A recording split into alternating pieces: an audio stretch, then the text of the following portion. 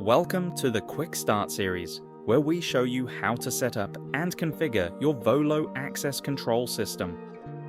In this video, we will be looking at opening a door in a few simple steps.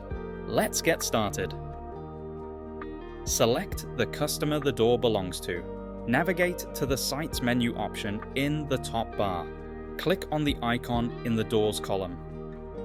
Then, click on the icon in the Open Door column. Click Yes to confirm opening this door. Wait for the command to go down to the controller. A confirmation will appear on the screen when the door has been opened. Close the pop-up window. That's it. Your door is now open. If you need any further information, you can visit our wiki. Please find the link in the description or contact CIE.